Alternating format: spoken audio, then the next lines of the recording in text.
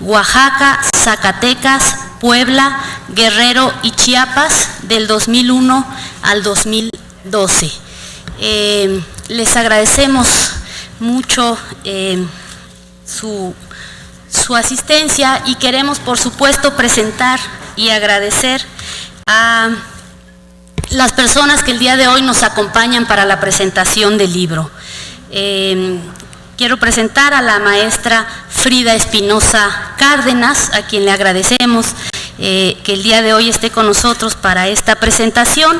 Ella es del Instituto para las Mujeres en la Migración, del IMUMI, para quien pido un aplauso.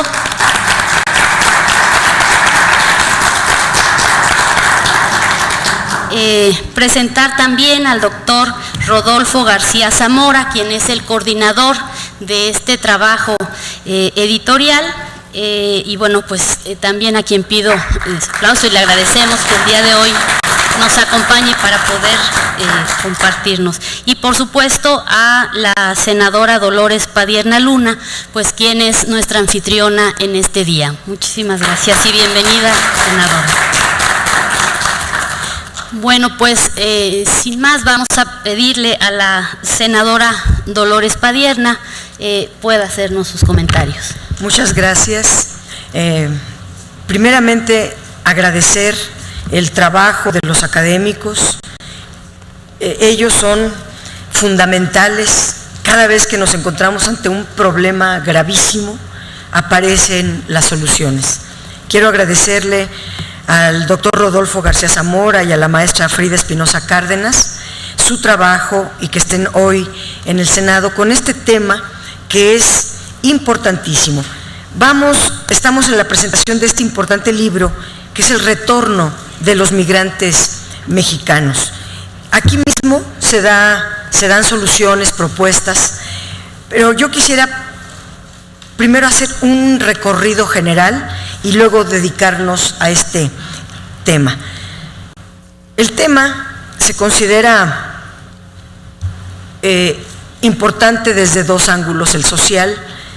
Ahorita quiero referirme, por lo que voy a decir más adelante, a las políticas públicas que han implementado los gobiernos tanto de Estados Unidos como de México en relación a este tema de las divisas. De las remesas. Las remesas representan para México el 5% del Producto Interno Bruto. Países como El Salvador o como Honduras representa un 15% de su Producto Interno Bruto.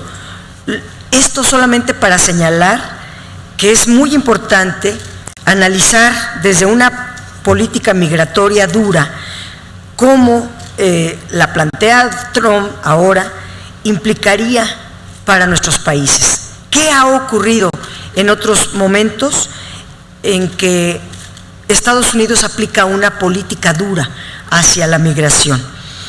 Antes de la Gran Depresión, antes de 1929, Estados Unidos mantenía una política de fronteras abiertas, era una economía normal y los migrantes mexicanos satisfacían las necesidades del empleo temporal de aquel país, el desempleo causado luego viene la Gran Depresión, cuando se cae la economía norteamericana y hay cambio en esta situación durante todos los años 30, donde más de 500,000 trabajadores mexicanos fueron deportados.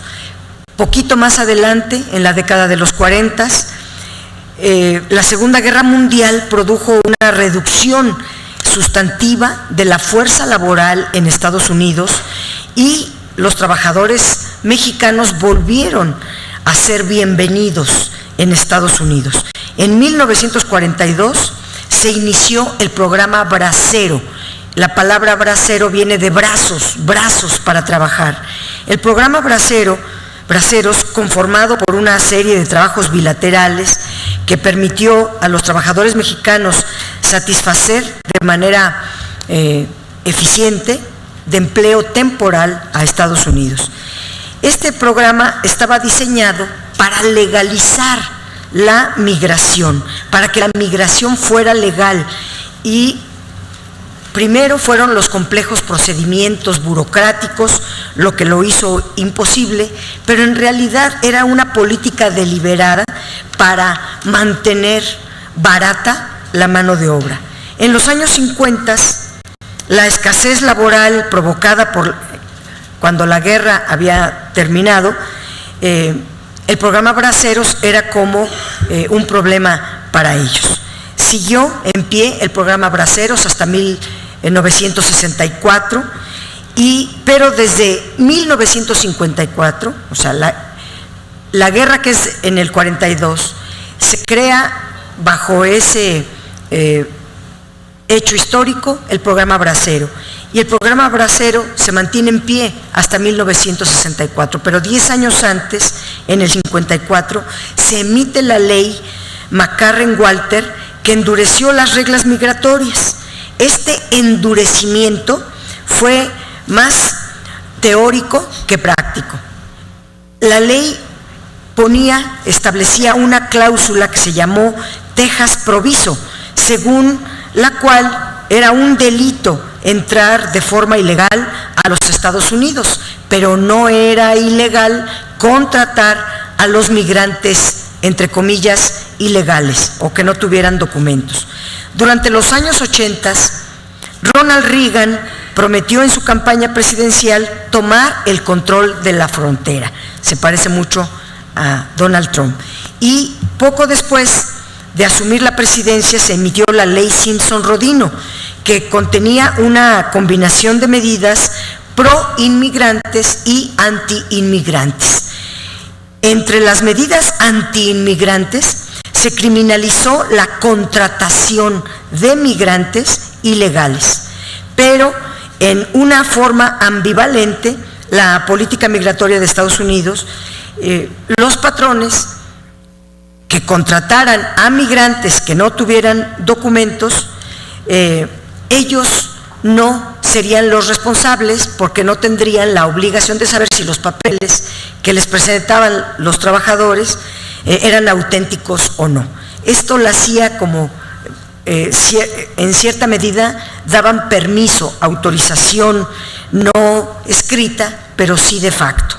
Entre las medidas pro-inmigrantes de la ley Simpson-Rodino estaba pues el procedimiento de otorgar amnistía a los trabajadores que hubieran entrado a Estados Unidos antes de 1982 y amnistía parcial a todos los trabajadores agrícolas en particular. Bajo estas medidas se regularizó la situación migratoria de más de 3 millones de trabajadores. Las medidas migratorias implementadas en la administración de Ronald Reagan coincidieron con la crisis mexicana de 1982. Toda la década de los 80 fue un periodo de grandes dificultades económicas para México.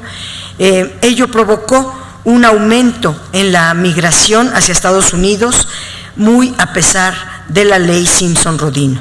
El número de migrantes mexicanos viviendo en Estados Unidos pasó de 2.2 millones de personas a 4.3 millones en 1990.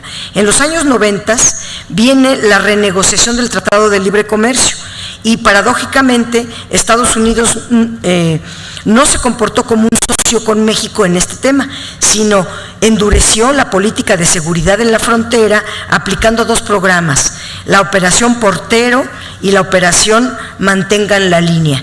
Bill Clinton aplicó estos programas, aumentó el presupuesto para el Servicio de Inmigración y Naturalización, pasó de 1.4 millones de dólares a 2.6 millones de dólares. Esto permitió aumentar el número de patrulleros en la frontera y las inversiones en infraestructura. Clinton construyó la reja que hoy vemos, que hoy existe, de más de 325 millas, que podría considerarse el antecedente del muro que quiere construir Donald Trump. Esta política de poner muros, de militarizar la frontera, resultó un rotundo fracaso. Lejos de disminuir la migración ilegal, todas las medidas tuvieron un efecto de aumentarla. y está en los datos que nos presentan los investigadores, cómo aumenta. A medida que se endurecen las políticas, aumenta la migración. Es increíble, pero está demostrado. ¿Por qué? Es una razón muy sencilla. Los migrantes promedio eran eventuales, eran un trabajo temporal. Había preponderantemente trabajadores del sexo masculino, lo cual quiere decir que las familias se quedaban acá y los trabajadores, en su mayoría agrícolas, iban a trabajar allá en los tiempos de los cultivos y regresaban. O bien, también en los estudios se demuestra que los trabajadores iban con un patrón de conducta de ir y regresar, ir y regresar. El endurecimiento de la política pues conduce a que se haga más difícil, más peligroso ir y venir. ¿Qué decidieron los trabajadores? Si acá no hay empleo, pues quedarse allá, pero no iban a separarse de su familia. Así que se llevaron a sus familias y se da un incremento muy elevado de la migración. Y se empieza a feminizar y a los niños y todo a hacer, a irse toda la familia completa para allá. En pocas palabras, la política migratoria de Estados Unidos es corresponsable de la situación migratoria de la comunidad mexicana de Estados Unidos. México tiene la responsabilidad por las políticas públicas que ha venido ocupando, que han sido desempleadoras o una verdadera fábrica de pobres, no se diga a raíz de la entrada en vigor del Tratado de Libre Comercio y el ingreso, los 80s, de la inauguración del modelo neoliberal. Estos dos factores aumentaron el desempleo en nuestro país, de tal manera que es una responsabilidad de México. Pero Estados Unidos también es corresponsable porque ha fomentado de manera expresa y también tácita la inmigración ilegal para beneficiarse del trabajo de nuestros connacionales. Los mexicanos son actualmente el 85% de la fuerza laboral agraria en Estados Unidos.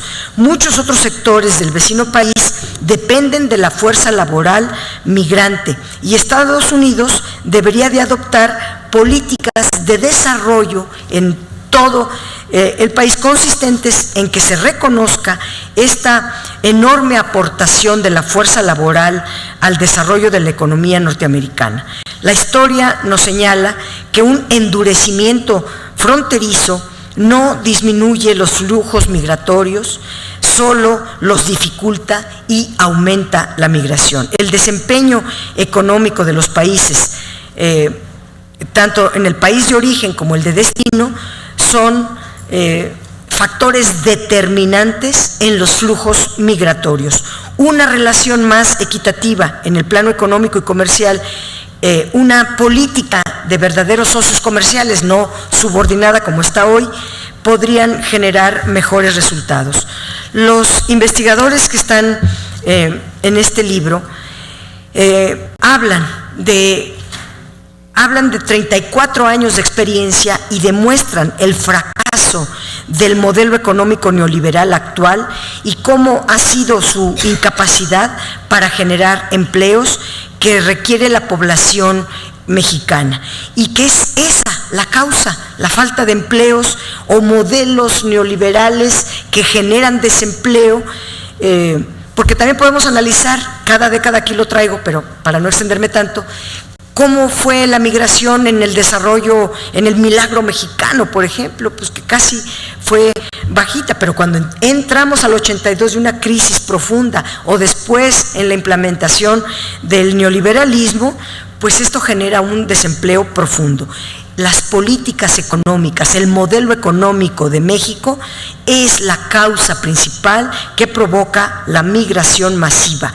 La amenaza ahora de Donald Trump de alterar el Tratado de Libre Comercio bajo una línea proteccionista que también reduzca las exportaciones va a reducir las exportaciones mexicanas y va a prohibir las inversiones en México y va a aumentar las deportaciones. Todo esto va a tener efectos, está teniendo efectos en nuestro país muy delicados y nadie los está viendo en la política pública. No hemos escuchado una sola mención a las autoridades de qué se va a hacer con todas las personas que se están deportando, que están regresando nuestros mexicanos. Aquí se analiza en particular el caso Michoacán, Oaxaca, Zacatecas, Puebla, Guerrero y Chiapas.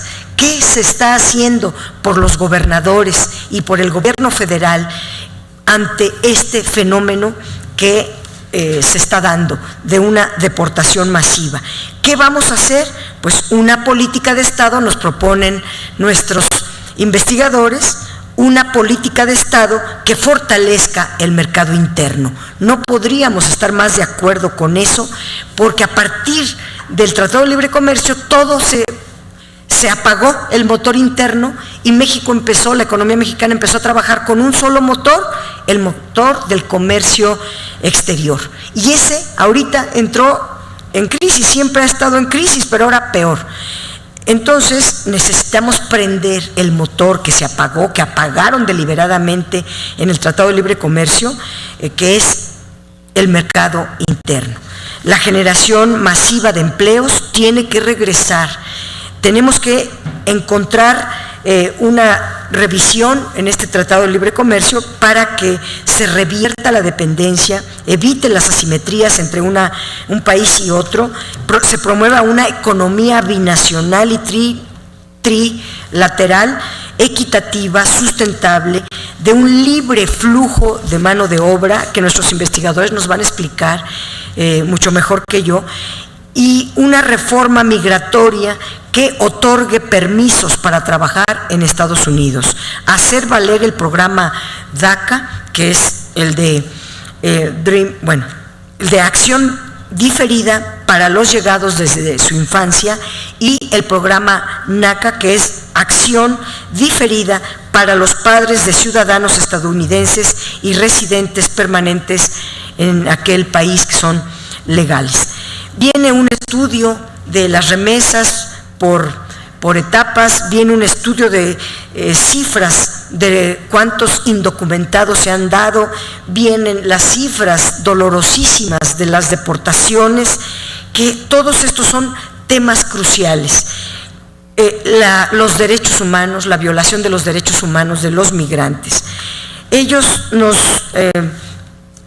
nos dan a conocer al menos 10 medidas que ha venido aplicando Donald Trump, o acciones que ha venido aplicando Donald Trump desde su llegada. Amenaza con las órdenes ejecutivas de deportación. Segundo, la captura y deportación de migrantes sin documentos, lo cual pues viene a aumentar el miedo, el temor de estas millones de personas que trabajan en Estados Unidos. Otro es la presión de tomar medidas restrictivas en el envío de remesas, que afectaría a los millones de familias que las reciben y afectaría también a la economía mexicana, ya que pues las remesas, ya lo dije, son el 5% del Producto Interno Bruto en México.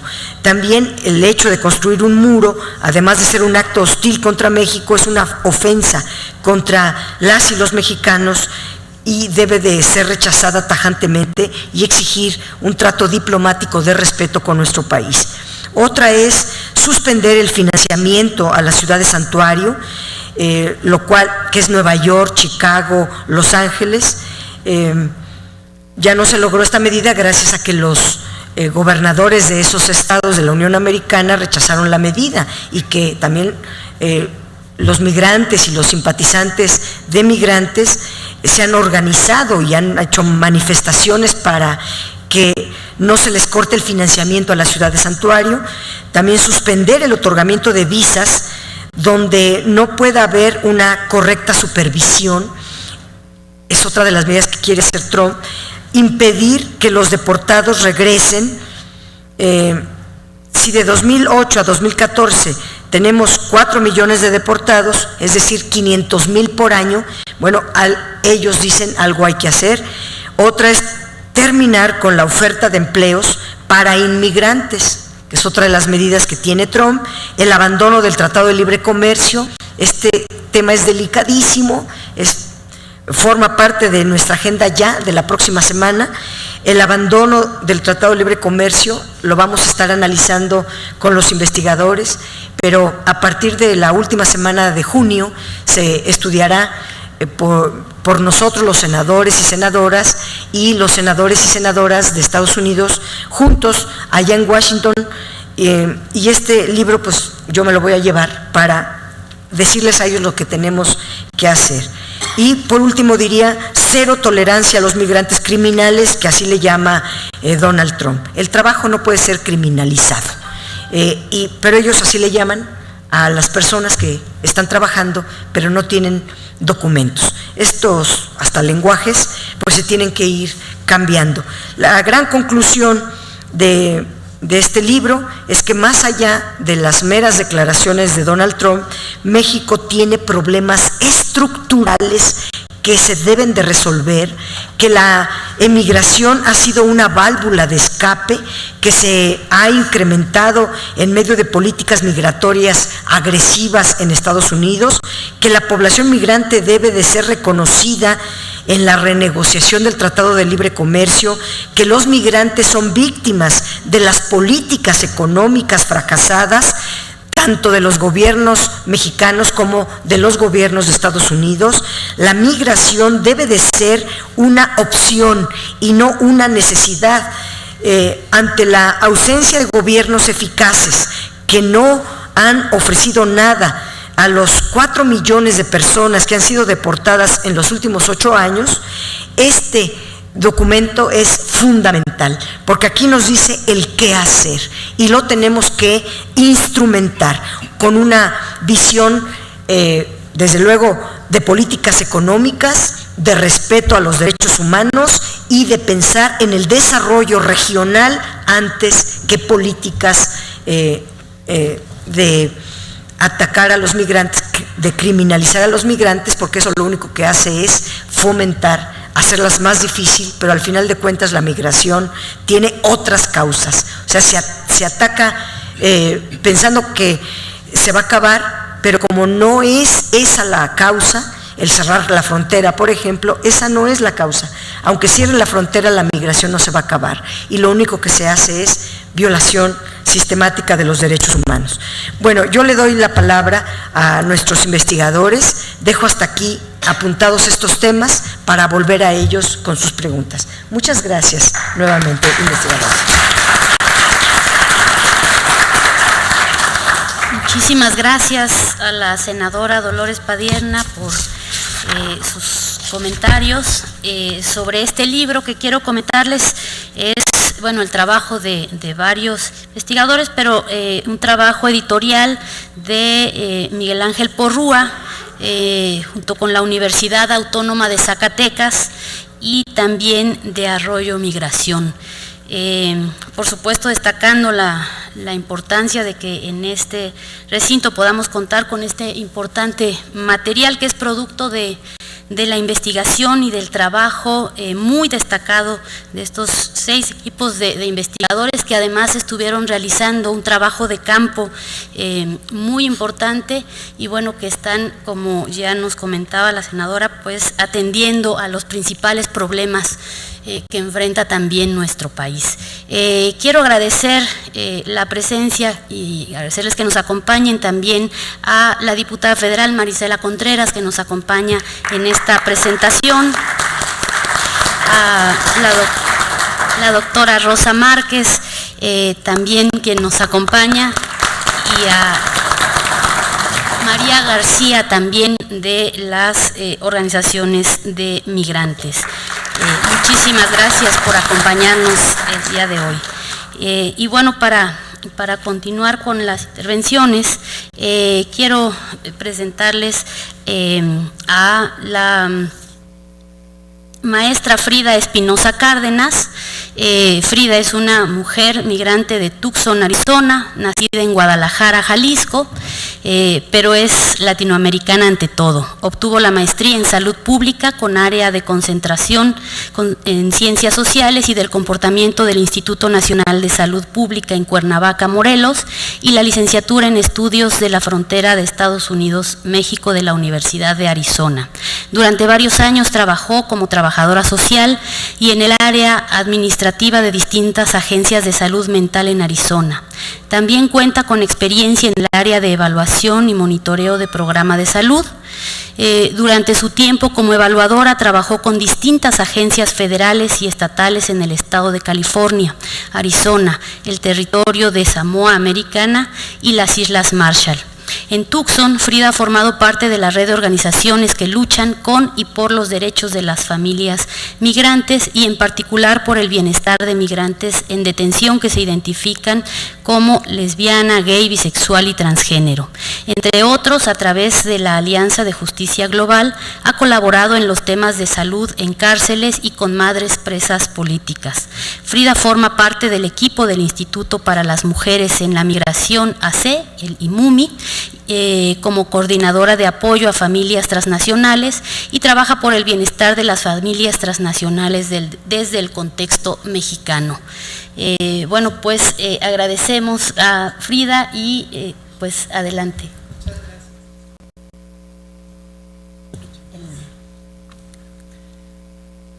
Buenos días, muchas gracias. Primeramente quisiera agradecer y saludar a la senadora Dolores Padierna Luna por esta invitación a este recinto y también al doctor Rodolfo García Zamora. Y ante todo, pues una felicitación, ¿no? Felicito desde el Instituto para las Mujeres en la Migración al doctor y a su colega también, la compañera Rosy del Valle, y a los 6 equipos de investigadores que con sus capacidades técnicas y metodologías acertadas lograron contarnos el sustento de las comunidades en este país que vive la migración de retorno. Los 6 capítulos del libro El retorno de los migrantes mexicanos nos impulsan a gestionar políticas públicas y cambios estructurales que responden no solo al individuo migrante, que generalmente es pintado en nuestro imaginario colectivo como un hombre moreno, de manos rasposas, proveedor, trabajador en edad productiva, sino también a continuar los diagnósticos, entender las necesidades, garantizar los derechos y la inserción integral de la familia entera. Detrás de una mujer migrante o un hombre migrante siempre hay una familia. Niñas, niños, jóvenes y adultos mayores que se organizan y buscan el bienestar común. Las familias transnacionales nos retan, nos obligan a vernos a nosotras y a nosotros mismos, a evaluar los sistemas de este país, incluyendo nuestras escuelas, nuestros registros civiles, servicios sociales y de salud, incluso a las instancias que brindan protección aún cuando ellas están en el extranjero. 52.7%. 52.7% de las familias retornadas, según el ENADID, regresan a México para lograr la unidad familiar o la reunificación tras una separación. Las familias saben lo que es mejor para ellas y este libro nos invita a escuchar y accionar. Desde el Instituto para las Mujeres en la Migración, la perspectiva de género es fundamental para lograr la integración de las familias transnacionales en su retorno a México. Desde el momento inicial de la migración hacia el norte, las familias empiezan a tomar decisiones. ¿Quién debe o puede proveer? ¿Qué tipo de demanda laboral existe en el norte? ¿Quién cuida de los hijos? ¿Quién administra las remesas? Mucho de ello se determina por los roles de género dentro de las familias. Y a su retorno, la dinámica se repite. ¿Quiénes regresan primero? ¿Quiénes viajan con los hijos a las comunidades? ¿Quién es deportado? ¿Cómo se reestructura la familia? ¿Quién ha logrado una posición de liderazgo en la comunidad ante la ausencia de los hombres? ¿Quién lleva a los hijos a inscribirse a la escuela, a la clínica de salud? ¿Quién tramita la doble nacionalidad para los 250,000 niñas, niños que aún no cuentan con ella? Todas estas preguntas nos aseguran una intersección y entendimiento entre el desarrollo, la migración y el género. Rescato, por último, los 3 últimos rubros que nombra el doctor García Zamora en las conclusiones de su capítulo: la educación de menores, el acceso a la salud y la integración de la familia y comunitaria. Aún hay mucho trabajo que hacer. La educación de menores aún ha habido bastante desarrollo y celebramos los cambios que ha habido para la inserción y la garantía a la educación en este país. Sin embargo, la implementación y las barreras siguen para las familias transnacionales. El acceso a la salud. El acceso a la salud también aún no está garantizado, especialmente para esa población de niños que nacieron en Estados Unidos y que ahora se encuentran en México y que no tienen el acceso a la doble nacionalidad. En México existen las familias de estatus mixto, así como en Estados Unidos, que yo en un momento fui indocumentada con mis padres residentes permanentes y mi hermano ciudadano americano. Así existen también familias aquí en México. Los padres llegan a lo mejor con algún tipo de identificación mexicana, sin embargo los niños todavía se encuentran en una situación desprotegida por no tener acceso a la doble nacionalidad. Esto pues es solo parte de la integración familiar y comunitaria que nombra el doctor García Zamora, pues también están todas las barreras culturales, toda la identidad bicultural que se ha formado y que se tiene que fortalecer y reconocer como una fortaleza. Las familias transnacionales son puentes, son núcleos de sabiduría, son núcleos de resiliencia, pero también aún todavía con muchas dificultades. Y pues por eso celebramos la publicación de este libro. El trabajo en estos 6 estados, pues es solo una muestra de las realidades, pero también del trabajo y las recomendaciones que desde sociedad civil, academia, tenemos que lograr con el gobierno de ambos países. Muchas gracias.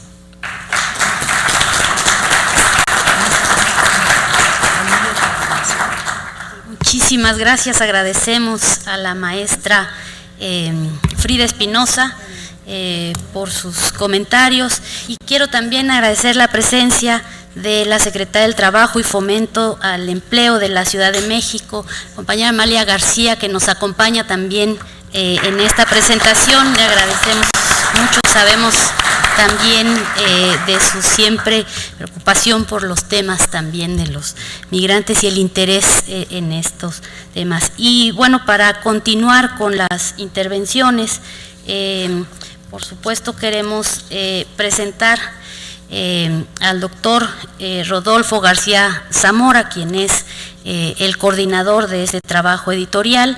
Él obtuvo su doctorado en Ciencias Económicas por la Universidad Autónoma de Barcelona en 1986, es director de la Unidad Académica en Estudios del Derecho de la Universidad Autónoma de Zacatecas del 2012 al 2016, especialista en migración, remesas y desarrollo regional y rural.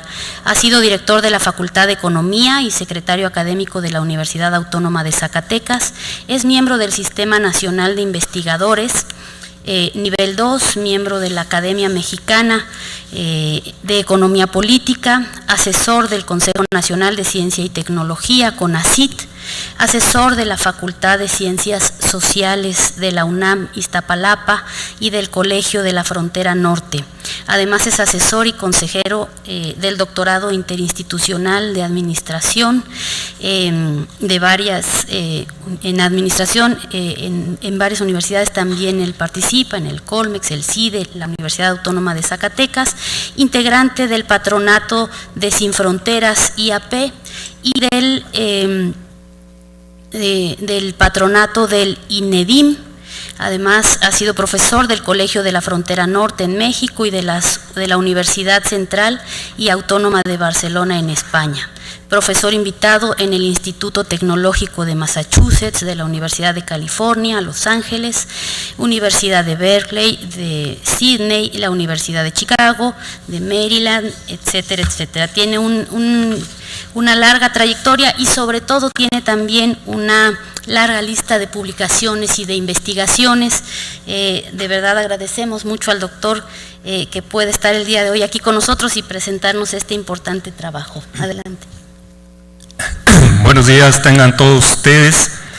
Ante todo, quiero agradecer a la senadora Dolores Padierna la sensibilidad para proporcionarnos este espacio para dar a conocer un resultado del trabajo colectivo de 6 equipos de investigación sobre un tema fundamental para México que creemos no ha recibido la atención adecuada ni a nivel del Poder Ejecutivo, ni del Poder Judicial, ni del Poder Legislativo.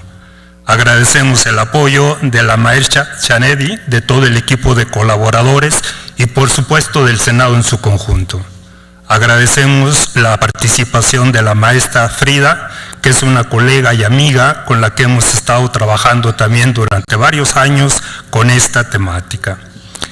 Este es un libro largamente esperado, que desafortunadamente debe haber salido por lo menos hace un año, pero creo que justo llega cuando en gran medida el futuro de México se está definiendo del día de hoy al 31 de diciembre.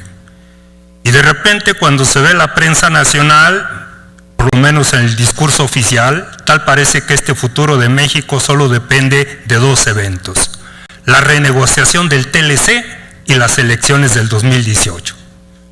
Y como que todo lo demás queda fuera. Y un tema fundamental que queda fuera es el tema migratorio.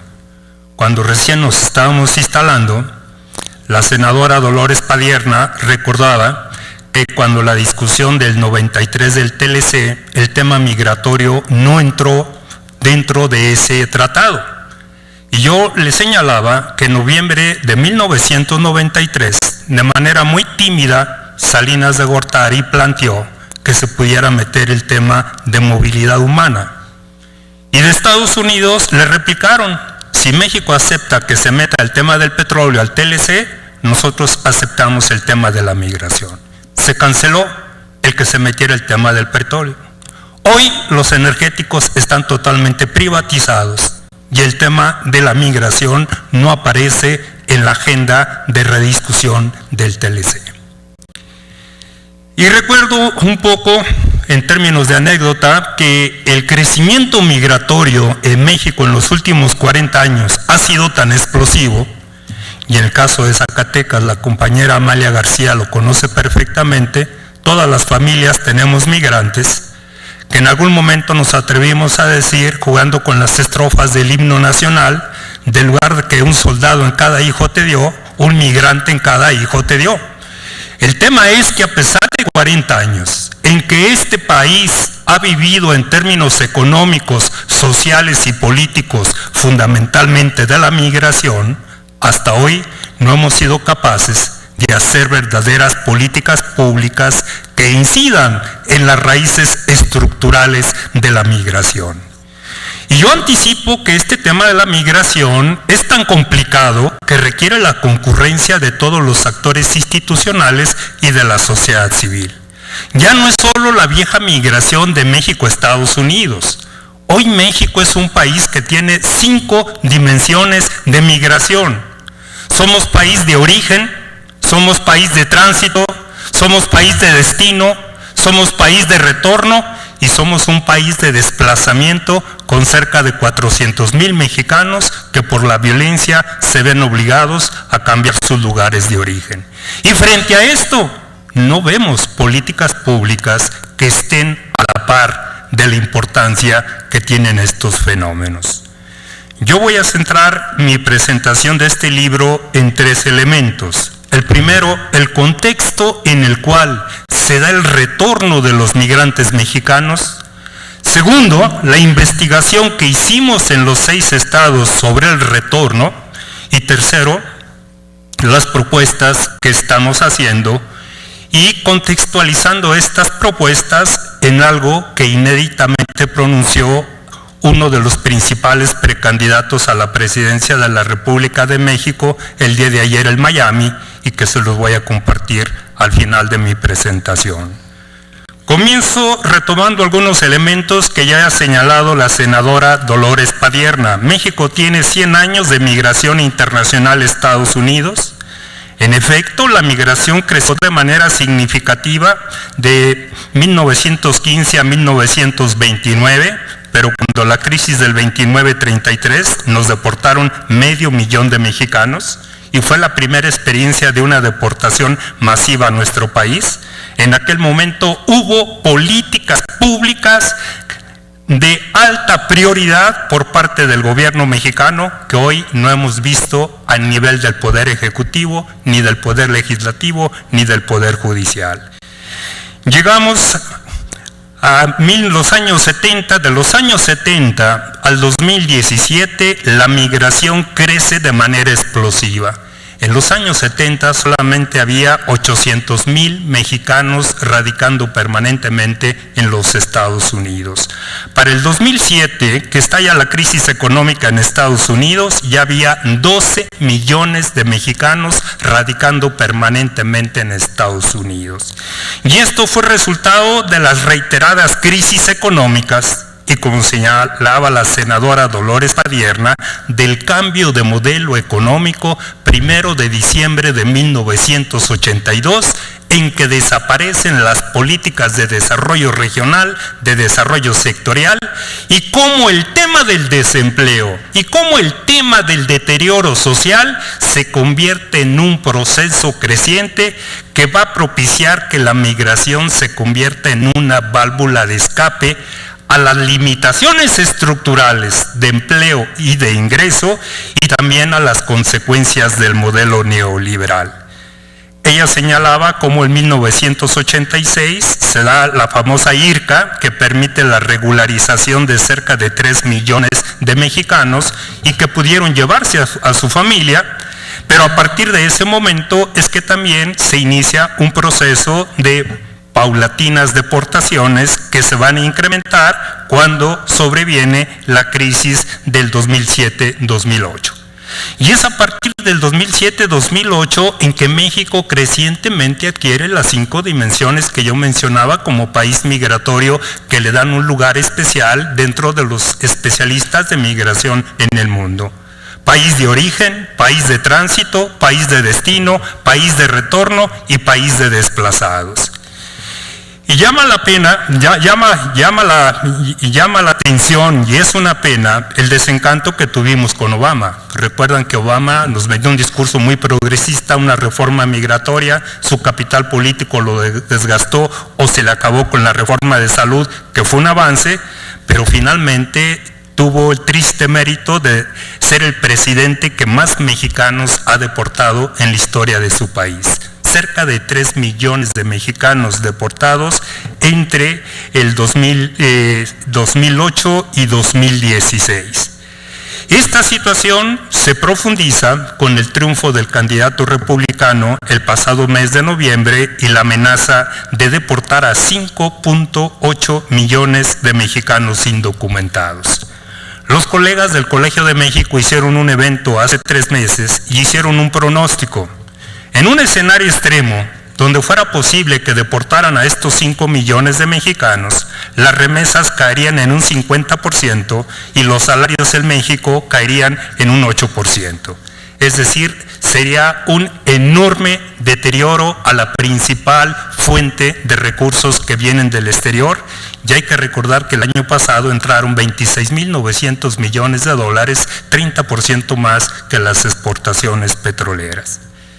Es importante indicar que del 2009 al 2014, el 70% de todos los retornados a México, voluntarios y forzados, eran entre 18 y 45 años.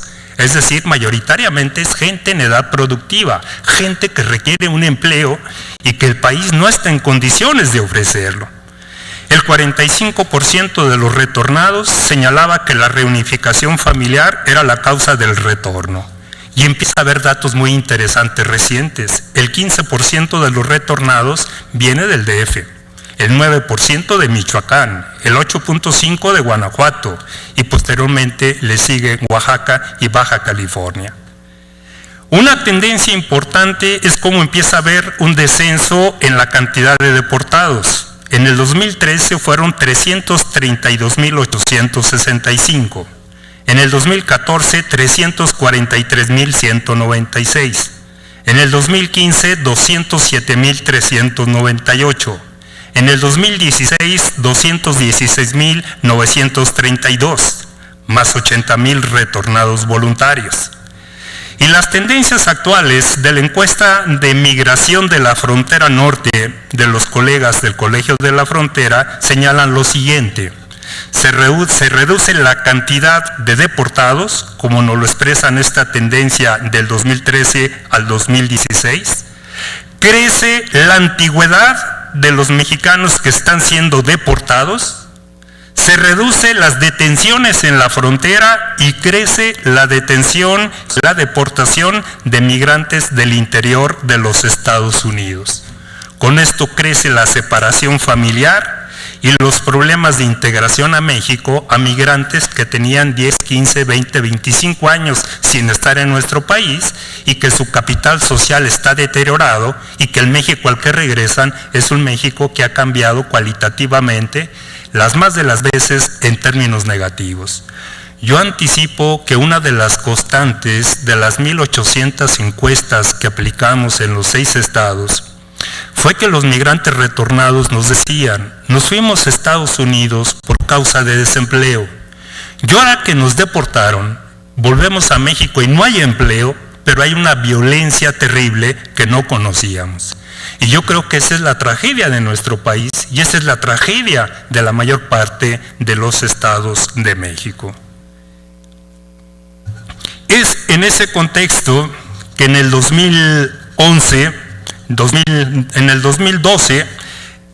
formulamos un proyecto y yo creo que de alguna manera pudo haber ahí cierta coincidencia con las preocupaciones de la gobernadora Amalia García cuando estaba en Zacatecas con un equipo de trabajo de jóvenes expertos en el tema migratorio. Viendo los impactos del retorno, en el Congreso señaló la importancia de que en México debería haber políticas públicas para el retorno. Y fue a partir de su planteamiento que se creó el famoso Fondo de Apoyo Migrante con un fondo muy pequeño, porque se subestimó realmente la dimensión del fenómeno que se iba a tener entonces. El fenómeno fue creciendo. Este fondo de apoyo a los migrantes de retorno era un fondo muy pequeño, 12,500 pesos para pocos estados, un fondo de autoempleo, pero el fenómeno seguía creciendo. Y fue a partir del conocimiento que teníamos con diferentes colegas en el tema migratorio que dijimos, hay que plantear un proyecto grande, hay que hacer un estudio serio de los impactos que está teniendo la migración de retorno. Y fue así que empezamos a plantear un proyecto inicial para Michoacán, para Oaxaca y para Zacatecas, porque teníamos a los colegas de Michoacán, especialmente en el Colegio de Zamora, y teníamos a los colegas de Oaxaca en la Universidad Benito Juárez y a los compañeros del Frente Indígena Oaxaqueño Binacional. Hicimos una propuesta de proyecto para la Fundación MacArthur en Chicago y la Fundación MacArthur nos condicionó.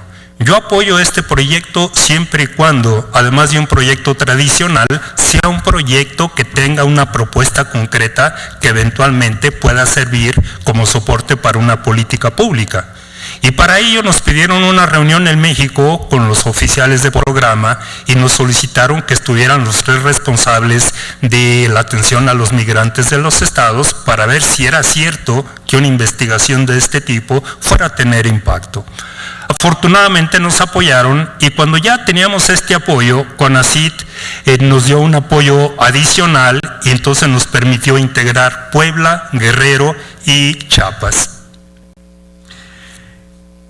esta investigación que realizamos durante el 2013, 2014 y 2015 en los 6 estados referidos, Michoacán, Oaxaca, Zacatecas, Puebla, Guerrero, Chiapas, tiene 3 características que la hacen diferente a otras investigaciones que no van más allá del nivel académico. La primera, que logramos armar 6 equipos de investigadores que estaban y estamos articulados con las comunidades de origen, con las organizaciones de migrantes y con las instituciones estatales que atienden a los migrantes. La segunda característica fue que logramos aplicar 1,800 encuestas, 300 en cada estado, en una situación muy complicada. Aquí está la maestra Rosy del Valle, coordinadora de los equipos regionales, y tuvimos 2 experiencias muy complicadas con los grupos criminales. En el caso de Michoacán, a punto de secuestrar a nuestros encuestadores porque nos estaban exigiendo derecho de piso a la familia para dejarnos aplicar los cuestionarios en Michoacán. Y en el caso de Zacatecas, los Zetas, que detienen a los encuestadores, le piden a la maestra Rosy que les entregue el cuestionario, y nosotros ya después del susto decíamos en broma, no sabíamos que les preocupaba el rigor estadístico de las encuestas, pero no, era más bien si querían ver si no había preguntas que tuviera que ver con ellos. Hay grupos extraños, hay gente, para ellos los extraños éramos nosotros. A pesar de que nuestros equipos llevaban un vehículo oficial con el logotipo de las universidades, una playera, una cachucha, un gafete, nos metimos a los terrenos en que estaban estos señores, y en el caso de Michoacán tuvimos que cambiar la muestra regional porque hubiera sido imposible hacerlo allí. En el caso de Guerrero también hubo serios problemas. Entonces, ahora que lo hemos comentado con investigadores del Colegio de México, del Colegio de la Frontera y de Estados Unidos, se sorprenden efectivamente de que lográramos aplicar esas 1,800 encuestas, pero esto nos ha obligado a cambiar los protocolos de investigación. Antes salíamos a cualquier hora a comunidades, regresábamos a cualquier hora. Hoy salimos 8 de la mañana, regresamos a las 6 de la tarde y nadie regresa en la noche en ninguno de los 6 estados donde seguimos colaborando. La tercera característica fue que tuvimos, y no porque nos lo hubiera pedido la Fundación MacArthur, sino que nosotros estábamos convencidos. Teníamos que terminar en este libro con una propuesta, porque nuestra relación con las organizaciones sociales, con las organizaciones de migrantes y con los diferentes niveles de gobierno era por coherencia coadyuvar al diseño de una política pública integral que contemplara la atención adecuada a los migrantes de retorno. ¿Y en qué contexto iniciamos nuestra investigación? Bueno, lo hacemos asumiendo que se trata de una situación de migración de retorno cualitativamente diferente por 3 elementos. Una profunda crisis económica de Estados Unidos que no se veía desde el 29-33 y que vino a estremecer el mundo y que sigue teniendo impactos en la geopolítica mundial. Este fenómeno vino también a incrementar los problemas del retorno por las políticas antiinmigrantes y por la militarización de la frontera norte. La sincronía de estos factores vino a propiciar la caída de la migración, mayores deportaciones y una mayor cantidad de retornos voluntarios.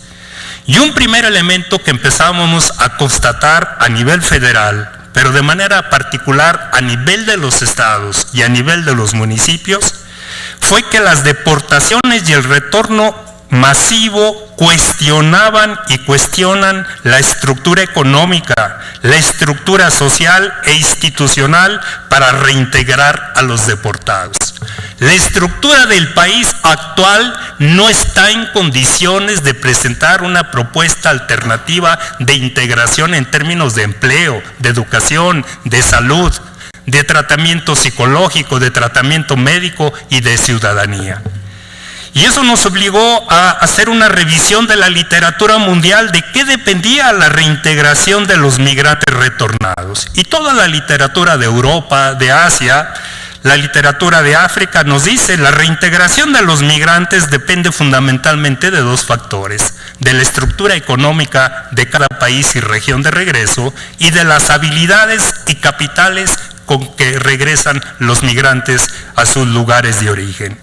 Y en ese sentido, la experiencia y la información de las encuestas, veamos que México estaba y está muy débil, porque hemos tenido 3 sexenios de muy bajo crecimiento económico, de desempleo, subempleo y un dato macroeconómico que lleva a ajustar 20 años en nuestro país.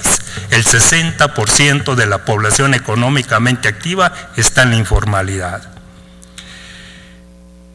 En cuanto a la primera información relevante, más del 50% de los entrevistados explicaba que dejaron el país por falta de empleo. Y el 60% de los encuestados señalaba que regresaban a causa del retorno familiar.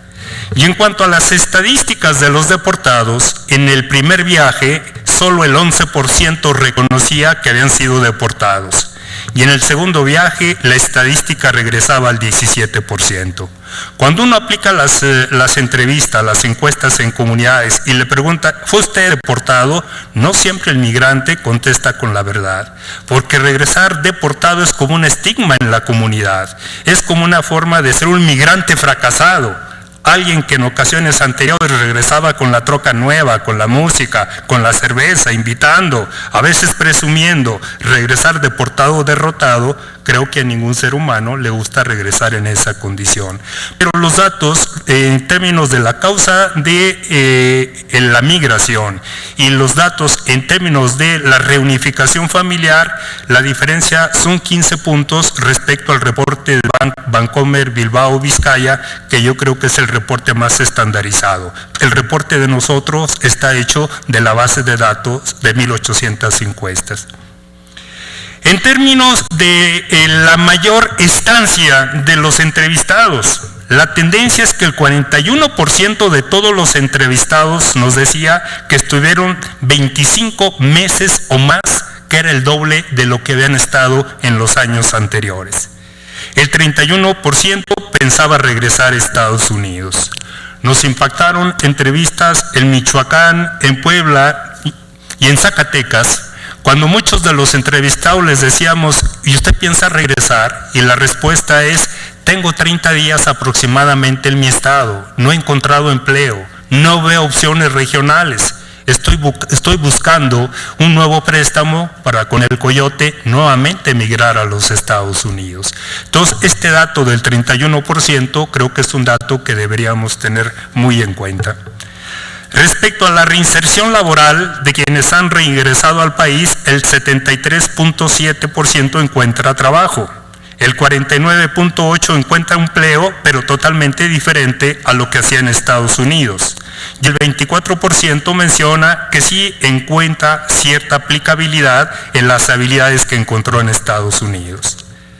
Cuando les preguntamos cómo les hubiera gustado regresar a México, el 47.2% contestó con dinero y con bienes. El 13.4% contestó con empleo. Cuando les preguntamos qué necesitaría usted para una buena vida en México, el 43% trabajo. Respecto a la ocupación de ese 73% que regresó y encontró empleo, el 19.3% es como autoempleo, el 18.4% como productor agrícola, el 17% como jornalero, el 16% como comerciante y el 12% en construcción. Cuando procesamos toda nuestra base de datos con el apoyo de la maestra Celeste Gaspar, que no pudo venir, encontramos 40 impactos fundamentales a nivel económico, a nivel social, a nivel de salud, a nivel de educación, a nivel de familia, a nivel de comunidad. Y para procesarlos los sistematizamos en 3 grandes grupos. Impactos económicos, fundamentalmente de empleo. 2, impactos institucionales, en términos de ausencia de programas, proyectos y personal capacitado para atender a los migrantes. Y tercero, todos los impactos que tienen que ver con la familia y con las comunidades. Simplificamos todos estos impactos y finalmente los redujimos a 4 impactos fundamentales. El empleo, el tema de educación y de identidad que señalaba la maestra Fida, el tema de salud y el tema de integración familiar y comunitaria. Toda la migración internacional, regular o irregular, tiene un alto costo mental y tiene un alto costo en la vida familiar. Cuando los migrantes son irregulares y cuando los migrantes son deportados, los impactos psicológicos y los impactos en el hogar pueden ser traumáticos en términos de violencia. Y aquí uno de los resultados importantes fue el aporte del equipo de Michoacán con toda una metodología de trabajo comunitario, de capacitación de las compañeras de las comunidades de alta migración internacional para convertirse en cuidadoras de la salud familiar, en un programa de formación de formadoras para atender todos los impactos psicológicos de todos los impactos que se derivan de la migración. Cuando ubicamos los 4 impactos fundamentales, entonces nos dimos a la tarea de los 6 equipos y aprovechando nuestra relación con comunidades de origen, con organizaciones de migrantes, con profesores, con los dirigentes de las diferentes comunidades, de empezar a armar la propuesta de lo que finalmente vamos a llamar un programa de apoyo a la reinserción integral de los migrantes y sus familias. Y ahí uno de los participantes dentro de este equipo, el compañero Helio Villaseñor, que no pudo venir, cuando estábamos ya en este esfuerzo en los 6 estados de presentar los resultados de la investigación, dijo, hace falta en México una nueva arquitectura institucional que asuma todos estos retos que presenta el fenómeno migratorio y que esta nueva arquitectura institucional posibilite propuestas que se están haciendo desde la sociedad civil y algunas de ellas vinculadas con el gobierno federal. Y justo en este momento, cuando estábamos nosotros ya en el 2015 terminando la investigación, había una propuesta muy importante, el Programa Especial de Migración, que fue resultado de casi 2 años de colaboración de 100 organizaciones de la sociedad civil transnacional, con relaciones exteriores, con la Secretaría de Gobernación, parcialmente con la Secretaría de Hacienda, y que es un programa que se da a conocer el 30 de abril de 2014, pero que no es un programa vinculante. Teniendo en cuenta ese Programa Especial de Migración, nosotros decíamos, es posible, si podemos construir colectivamente un programa específico de apoyo a los migrantes retornados y deportados, se puede ir construyendo esta nueva arquitectura institucional de políticas públicas de desarrollo económico, migración y derechos humanos, fusionando el Programa Especial de Migración y lo que son las 10 propuestas del Programa de Apoyo a la Reinserción Integral de los Migrantes y sus Familias. Yo a veces en broma, especialmente cuando el auditorio está un poquito cansado como ustedes, digo que nos fusilamos la metodología de Moisés de hace 2000 años, del Decálogo, que siempre da buenos resultados. Ayer la maestra Ifigenia también hacía referencia a que va a recurrir a esa metodología y hicimos un programa con 10 puntos. Primero, retorno planeado institucional. ¿Cómo podemos aprovechar 2,000 organizaciones de migrantes mexicanas que están en Estados Unidos, que solamente reflejan el 10% de la comunidad mexicana que está organizada? Pero ¿cómo podemos aprovecharla con los consulados, con los gobiernos estatales, con los municipios, para que se pueda hacer un retorno planeado cuando éste sea voluntario? 2, apoyo a la reinserción laboral. Esto implica también estar trabajando en una bolsa de trabajo transnacional. 3, apoyo a la reinserción escolar. Ahí yo creo INMUMI ha hecho un trabajo formidable en términos de información estadística y en términos de cabildeo institucional en el Congreso y en el Senado, que permitió resolver el tema que tenía que ver con la legalización de los documentos de los niños que ingresaban a México o reingresaban a México y que no tenían compulsados sus documentos y no podían ingresar a las escuelas. Cuando nosotros hicimos la investigación, nos enfrentamos 16,000 niños que habían regresado a Michoacán, 15,000 niños en Zacatecas y 20,000 niños en Oaxaca. Hoy se habla aproximadamente de 500,000 de niños de origen mexicano o niños que han regresado de Estados Unidos a nuestro país, y el sistema educativo no está preparado para una atención didáctica pedagógica adecuada. El siguiente punto es acceso a los servicios médicos y sociales. En esta encuesta y una que hicimos más recientemente, nos llama la atención que el 75% de los migrantes retornados tienen seguro popular. con todas las limitaciones y todas las ventajas de tener un seguro popular. El quinto punto, apoyo a la reinserción familiar y comunitaria. Y aquí reitero, el tema de la salud mental es fundamental en las familias de migrantes. No quiero tampoco plantear que las familias migrantes ya por sí tienen problemas mentales, pero creo que son más los problemas por la cantidad de tensiones, la cantidad de presiones a que se enfrentan, y más cuando varios de sus integrantes están fuera del país en una situación irregular, sufriendo las persecuciones que se tienen en Estados Unidos. Sexto, apoyo a la certificación laboral y académica. Séptimo, acceso a la formación y a la capacitación laboral y educativa. Octavo, apoyo especial a niños y jóvenes retornados. 9, apoyo especial a las mujeres. Y 10, apoyo especial a los retornados de la tercera edad. En algunas ocasiones, cuando estábamos iniciando nuestra investigación, algunos colegas o algunas personas decían, pero ¿para qué apoyar ese proyecto de retorno? La economía norteamericana se va a recuperar y va a volver a exigir tantos migrantes como exigió en el pasado y no va a haber necesidad.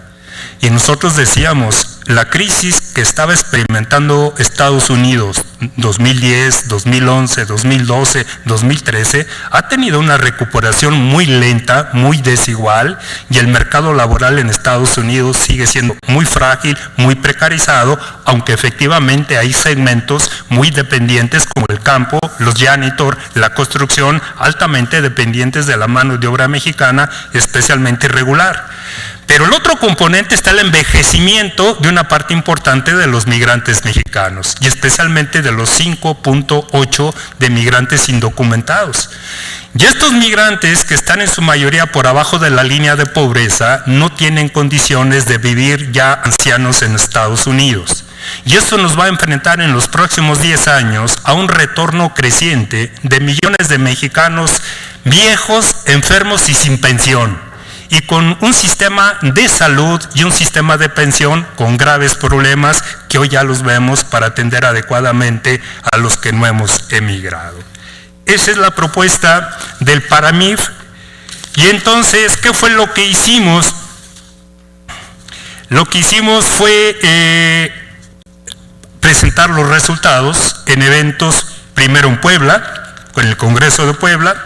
Luego presentamos los resultados también en Oaxaca, presentamos los resultados ante el Congreso y funcionarios del gobierno de Zacatecas, y finalmente presentamos los resultados en Chiapas. Y en marzo del 2015, 12 de marzo del 2015, en Indesol, con la presencia de la Unidad de Política Migratoria y de la compañera Amalia García, en Indesol, con un gripón que traía, que heroicamente nos acompañó ella entre estornudo y estornudo, presentamos los resultados en un esfuerzo de cabildeo que inclusive al día siguiente estuvimos en el Congreso dando a conocer los resultados de este proyecto de investigación.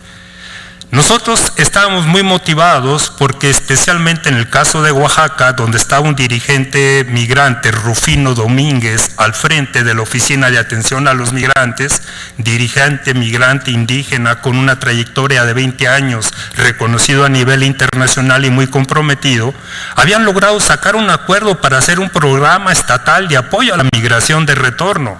Y fue donde nosotros veíamos que el programa especial de migración y nuestra propuesta del PARAMIF se iba a poder embonar de una manera perfecta. Pero vemos que en la recta final del gobierno de Oaxaca, en el sexenio anterior, tuvo graves fracturas al interior, se dio la ruptura con quien estaba al frente de la Secretaría de Migración y se vino abajo lo que nosotros creíamos que estaba más avanzado. ¿Qué es lo que ha pasado? Lo interesante de esto, que nos lo dijo el presidente de la Fundación MacArthur antes de que cambiara, dijo, bueno, y cuando se acabe la investigación, ¿qué va a pasar? Y entonces nosotros le dijimos, recuperamos el hecho de que esta investigación está siendo elaborada por actores sociales. Y lo que estamos haciendo, por lo menos en 4 estados, Chiapas, Oaxaca, Michoacán y Zacatecas, es trabajar con las organizaciones sociales en pequeños proyectos comunitarios de empleo, con el tema de educación, con el tema de salud mental y en el tema de integración familiar y comunitaria. Y esto depende de los actores estatales, con los cambios de gobierno, cómo se estructuran las secretarías y las oficinas de atención al migrante, pero en general lo triste es que realmente en ningún estado de la República hoy en México, a pesar de que hay un líder migrante reconocido a nivel internacional, José Luis Gutiérrez en Michoacán, el tema migratorio no es un tema fundamental en la agenda pública, ni a nivel de los estados, ni a nivel de la federación. Y esto lo ejemplifico de cómo es posible que el Programa Especial de Migración, que es la propuesta más acabada, en un esfuerzo de gobernanza entre 100 organizaciones sociales de México y de los Estados Unidos con el gobierno federal, solamente haya recibido 52 millones de pesos en el 2015, cuando los migrantes habían mandado a nuestro país 24,000 millones de dólares de remesas.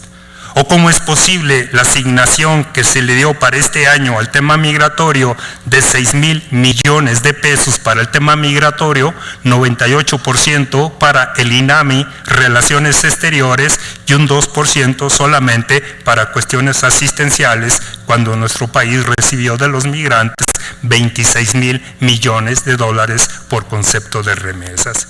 Y por eso agradezco doblemente la oportunidad que nos da la senadora Dolores Padierna en este espacio, donde debería privar la conciencia de los problemas fundamentales de los mexicanos, como son el empleo, como son el bienestar, de incidir en las causas que obligan a abandonar el país a estos 12,2 millones de mexicanos que ahora estamos planteando este esfuerzo colectivo de la academia, de las organizaciones sociales y de diferentes niveles del gobierno mexicano, presidencias, gobiernos estatales y algunas dependencias federales.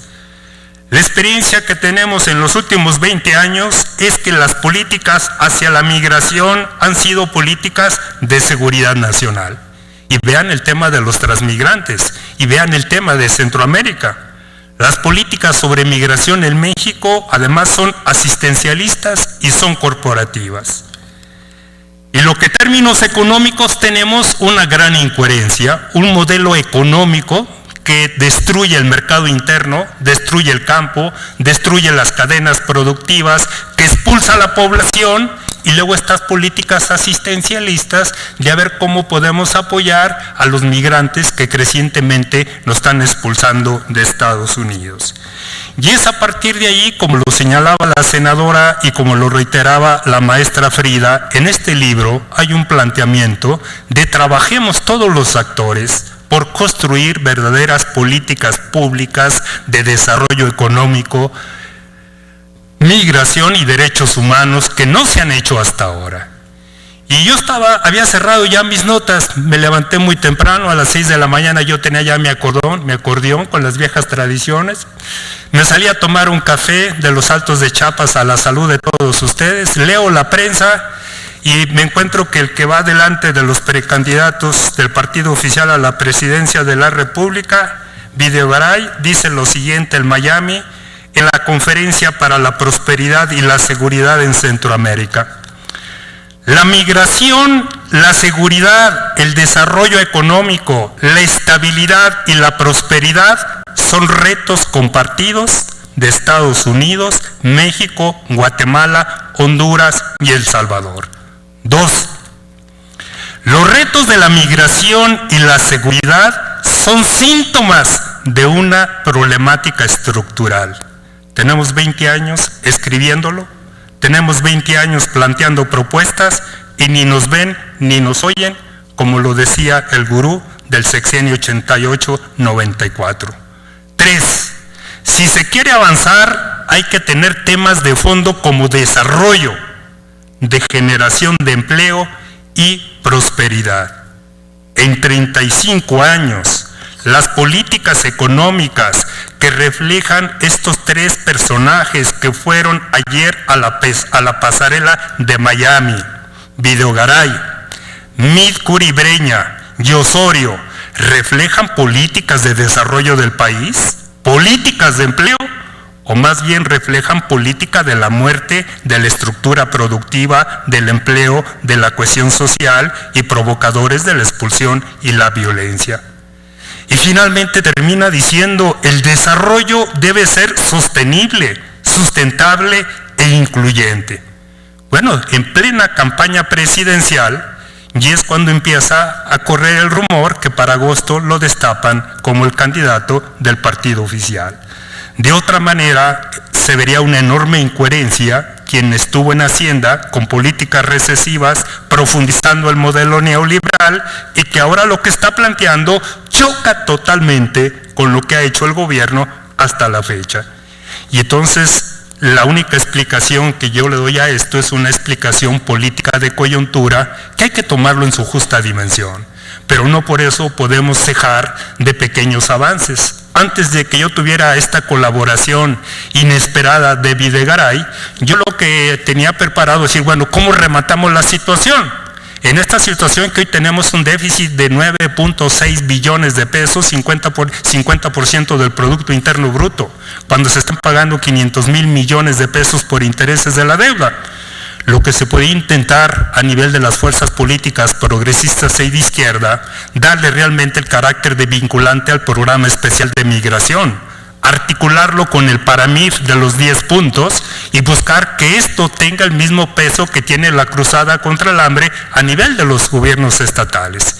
Esto es el elemento mínimo donde creo todas las fuerzas políticas podrían formar parte. Y quizá esto puede formar parte de uno de los 10 temas del decálogo que ayer planteaba la maestra Ifigenia en el homenaje. El otro elemento ya sería ir construyendo verdaderas políticas de desarrollo económico, de una migración como alternativa, como una necesidad y una lucha permanente por los derechos humanos. Y creo que este es un reto que de alguna manera está siendo planteado de manera intuitiva por la mayoría de todos los mexicanos, porque el problema fundamental de los migrantes es el mismo problema de todos los mexicanos: empleo, ingreso, seguridad, contra la corrupción y contra la impunidad. Esos son los señalamientos principales que se tienen aquí. Termino diciendo que creo que este esfuerzo que estamos haciendo abre brecha y ratifica lo que ya han venido haciendo en otros momentos, como el Congreso, como el Senado, pueden ser articuladores, no solamente de venir a plantear los problemas, sino construir alternativas, asumiendo las limitaciones y las condiciones. Creo que esta es la ruta en la cual la academia, las instituciones de educación superior, articuladas con la sociedad civil y los 3 poderes, podemos sacar adelante a nuestro país. Muchas gracias.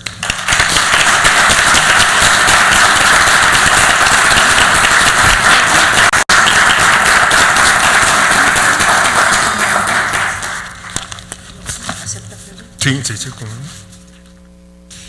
Pues agradecemos esta brillante exposición del doctor Zamora, sobre todo porque pues realmente es un trabajo muy importante que concentra este libro de mucho tiempo, pero sobre todo porque no es tan común a veces encontrar esta articulación, este trabajo desde la academia, desde la investigación, con los actores sociales, con el trabajo de campo y sobre todo con los problemas que más nos aquejan también a nuestro país.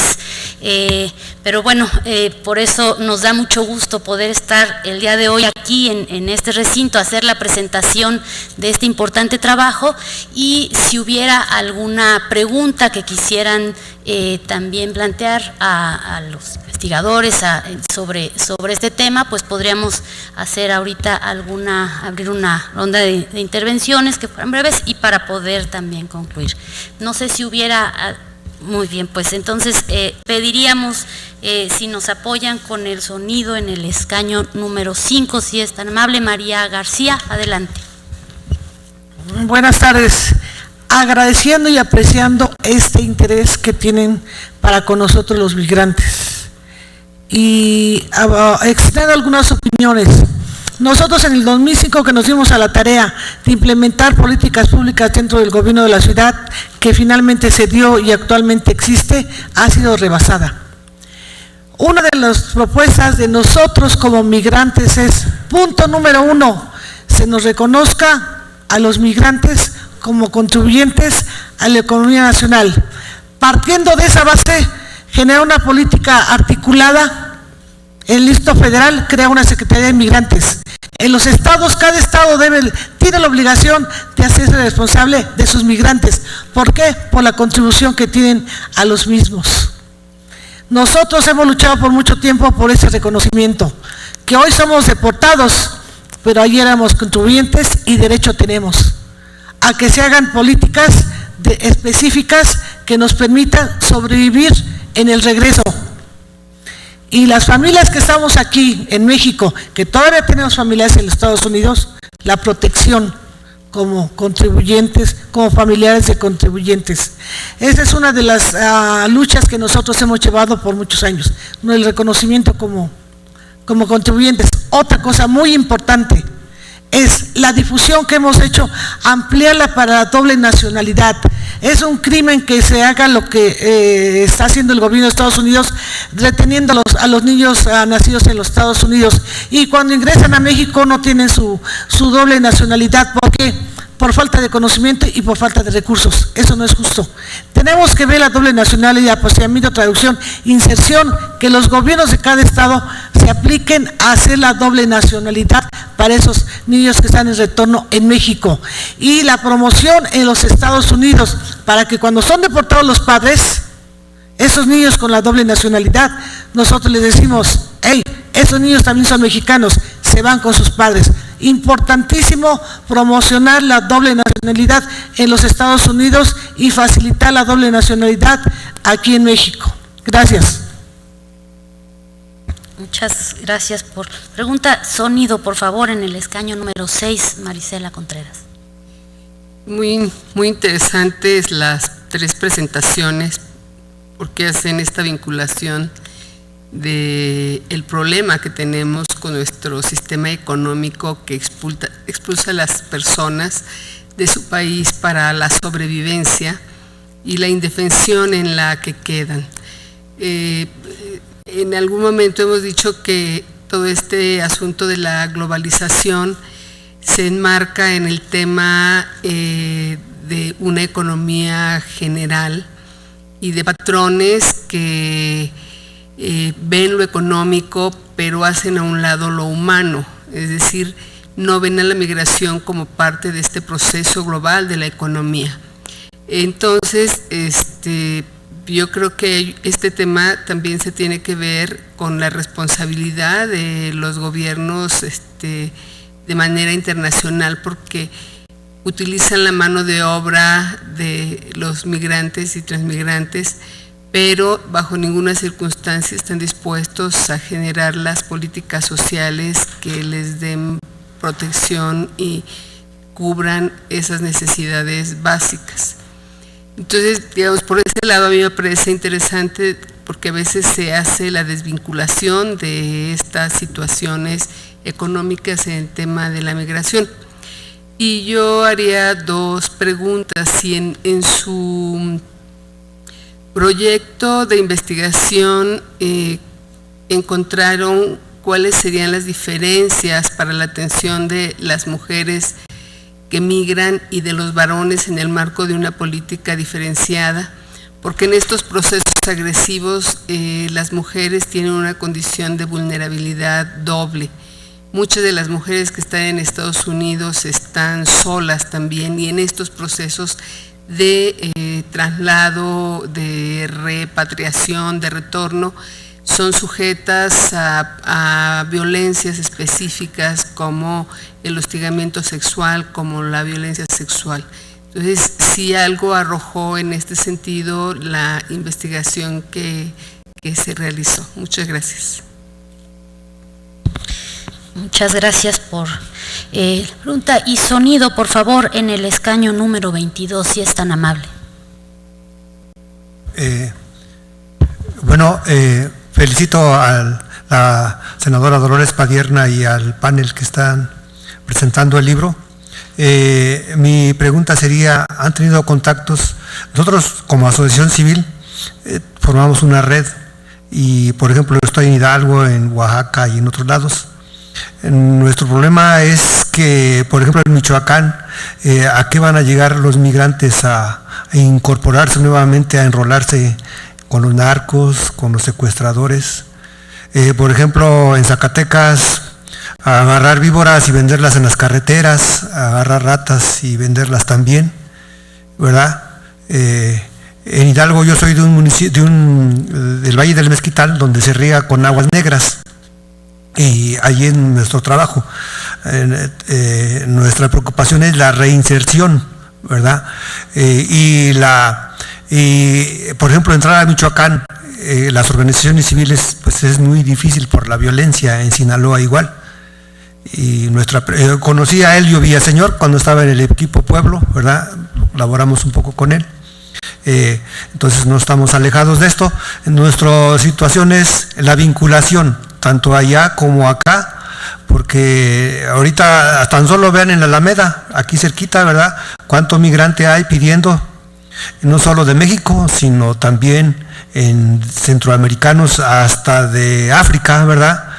Y en las centrales de autobuses, hasta en el mismo Zócalo están pidiendo ahí junto al metro, ¿verdad? Entonces, autoridades capitalinas y también a nivel estatal hace falta una vinculación, y también una vinculación con las organizaciones civiles. Nosotros hemos visto a veces un poco de alejamiento porque no hay credibilidad, ¿verdad?, entre unos y otros, y nuestro trabajo ha sido así.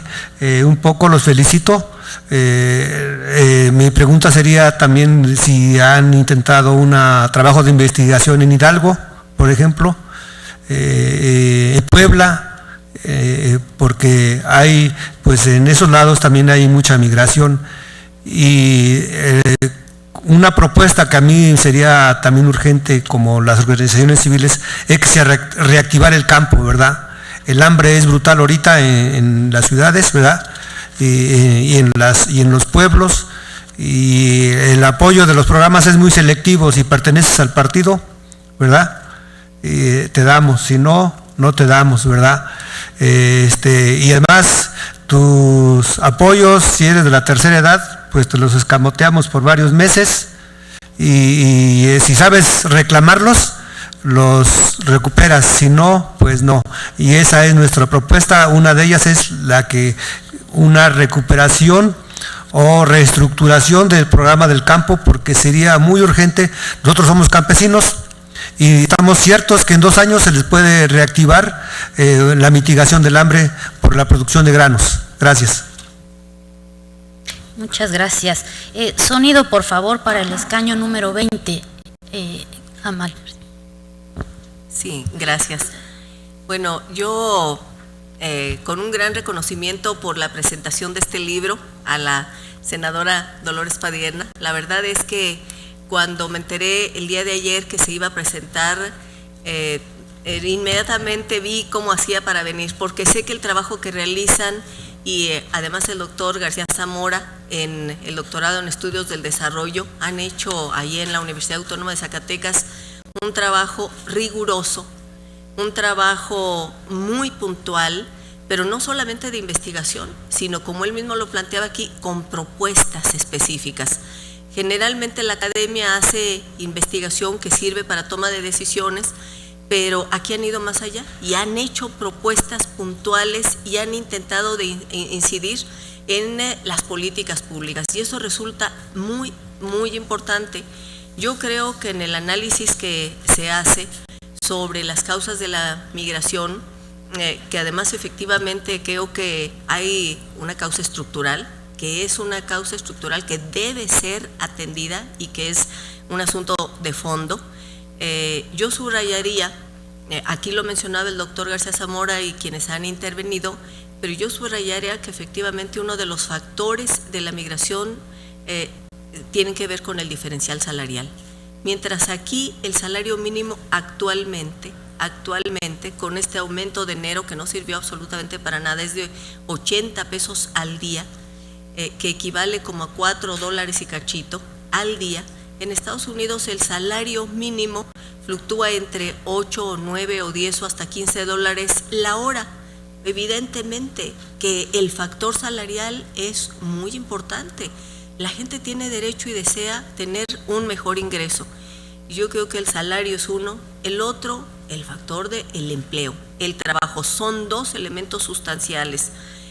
Ahora bien, reconociendo este enorme esfuerzo, este gran trabajo académico, yo diría, aquí mencionaba el doctor García Zamora, el programa de apoyo a la reinserción de los migrantes y estos 10 puntos, que ellos han hecho una ruta que resulta muy importante y que si el gobierno de la República y los gobiernos la siguieran, efectivamente se caminaría en el sentido de la reinserción, que ese es uno de los grandes objetivos respecto de quienes retornan. ¿Qué tiene la Ciudad de México para aportar en ese ámbito? Yo diría que en términos de tiempo, ha sido la primera entidad y hasta este momento la única que tiene una ley de interculturalidad. Aquí está la doctora Rosa María Márquez, que fue quien impulsó la elaboración de esta ley, junto con un equipo peruano encabezándolo. Y esta ley de interculturalidad establece que la Ciudad de México es una ciudad hospitalaria, que recibe a quienes lleguen de otros lugares y de otros países, y se les considera huéspedes, pero pone en el centro también la atención a los migrantes en retorno, deportados o aquellos que regresan porque la situación resulta insostenible o por diversas causas. En segundo lugar, la Constitución de la Ciudad de México, aquí la doctora, la senadora Dolores Padierna fue constituyente, y hay una elaboración en la Carta de Derechos, en la parte sustancial de la Constitución de la Ciudad de México, que pone el acento en los derechos de los migrantes, en todas sus condiciones y características y variantes, y también de las personas solicitantes de refugio y de asilo. ¿Qué se ha hecho en la Ciudad de México a partir de esta ley de interculturalidad? Se han hecho varias cosas. Una, en primer lugar, un acuerdo de la Secretaría del Trabajo con el Instituto Nacional de Migración, y se instaló desde enero, antes de la entrada de Donald Trump, un módulo en el aeropuerto capitalino antes de cruzar migración, y ahí a los migrantes que son deportados, son 3 vuelos semanales los que llegan lunes, martes y jueves a las 11 de la mañana, vuelos fletados por el gobierno norteamericano, que hay que decir, por cierto, que los migrantes que el gobierno norteamericano ubica en cada uno de estos vuelos, a la hora en que entran al avión, los esposan de manos y pies, les quitan las esposas 10 minutos antes de aterrizar en el aeropuerto capitalino, y son personas que llegan en condiciones de gran agravio, con una violación a sus derechos humanos inaudita. El gobierno mexicano no ha hecho un solo reclamo por las condiciones en las que son deportados estos mexicanos, la mayoría hombres, 90% hombres, 10% mujeres, que llegan al aeropuerto capitalino. ¿De dónde son originarios? La mayoría son originarios, estos 135 personas de cada vuelo, deportados. Muchos son del Estado de México, otros son de Puebla, otros son de Hidalgo, otros más son algunos cuantos de Michoacán y unos cuantos de aquí de la Ciudad de México. La decisión que se tomó es que el seguro de desempleo, que solo existe en la Ciudad de México, no existe en ningún otro lugar, sea otorgado a los migrantes, y no solamente a quienes sean originarios de la Ciudad de México, sino a quienes decidan quedarse a vivir aquí. Quienes decidan quedarse recibirán el seguro de desempleo, y se modificaron las reglas de operación para que inmediatamente los solicitantes puedan recibir el seguro de desempleo solo con su carta que les da el Instituto de Migración o con su matrícula consular. A partir de esto, les hemos dado de enero a la fecha a 614 migrantes en retorno el seguro de desempleo, pero eso está abierto permanentemente. ¿Qué es lo que adicionalmente se les ha otorgado? Y por eso me parece espléndida la intervención y este decálogo que mencionaba el doctor García Zamora, porque lo que se está haciendo ahora en la Ciudad de México tiene antecedentes y es parte de propuestas, de planteamientos, de luchas colectivos que se han ido creando. Junto al seguro de desempleo se les otorga capacitación. para el empleo y también certificación de competencias laborales. Ahora mismo, desde el lunes de esta semana, están los cursos de capacitación por el Instituto de Capacitación para el Trabajo del Gobierno de la Ciudad, el ICAT, en que se les da certificación de competencias laborales, los cursos que estamos dando. Hay un menú, ellos deciden en qué quieren, pero la mayoría de los que están en estos cursos de capacitación están tomando su capacitación en paquetes, en Excel, en Word, algunos otros en inglés, porque aunque 90% de ellos hablan inglés, quieren una certificación de sus conocimientos de inglés. Algunos incluso han dicho que quisieran dar clases de inglés, y además en México hay un faltante de maestros de inglés. Ellos pueden llenar esto. También se les da capacitación y certificación en competencias para que se inserten en la industria turística. La Ciudad de México es el segundo destino turístico internacional después de Cancún. Aquí hay una posibilidad de inserción laboral y están otro tipo de capacitaciones en plomería, en electricidad, en oficios diversos, dependiendo de lo que ellos consideren que es en lo que quieren la certificación de competencias laborales. Hemos hablado con alrededor de 70 empresas. Nos hemos reunido para ver qué vacantes pueden abrir para migrantes en retorno a la Ciudad de México. Y hemos encontrado una respuesta positiva en general. Solamente de Coparmex hay una oferta para 1,000 puestos de trabajo para quienes manejen vehículos de transporte pesado o transporte público. Y aquí el reto es la capacitación y la certificación que nosotros otorgamos en la Secretaría del Trabajo, pero estamos en esta ruta para ver quiénes se insertan. Yo simplemente diría que en el caso de la reinserción laboral hemos estado conversando con empresas, incluida Microsoft, y empresas de tecnologías de la información, que son la mayoría, empresas de la industria turística, de servicios en distintos ámbitos, para que ellos puedan integrarse. Adicionalmente, se les otorga a quienes lo soliciten su acta de nacimiento el mismo día que lo solicitan. Es un servicio que brinda la Consejería Jurídica. Termino porque me he extendido mucho, pero son acciones que se están haciendo y que lo que queremos es que se difundan para que la gente tenga acceso a eso. Porque si son 614 migrantes a los que les estamos dando el seguro, capacitación, algunos apoyos para autoempleo, hay algunos que ya pusieron sus empresas para autoempleo en estas semanas. Hoy estaré en un rato en una empresa de serigrafía e impresión de autoempleo que acaba de instalarse, que hoy se inaugura, de migrantes en retorno que vienen de Chicago. La realidad es que lo que requerimos es que todos los que no tengan conocimiento de esto tengan acceso a esta información y que puedan acceder a los derechos. Y termino con dos cosas. Uno, la lógica que anima esto, a partir de un decreto que emitió el jefe de gobierno el 5 de abril, para todas las dependencias, modificando todas las reglas de operaciones, que los mismos derechos a todos los programas y acciones que tiene el gobierno de la ciudad son a los que deben acceder todas las personas migrantes en retorno que vengan de nuestro país de regreso o de otros países en la Ciudad de México. Y segundo, está por reinstalarse otra vez la Comisión de Interculturalidad y Movilidad Humana, que funcionó un tiempo, suspendió su funcionamiento y nuevamente se instalará con la participación no solo con dependencias del gobierno, sino con organizaciones de la sociedad civil para coordinar esta reinserción laboral.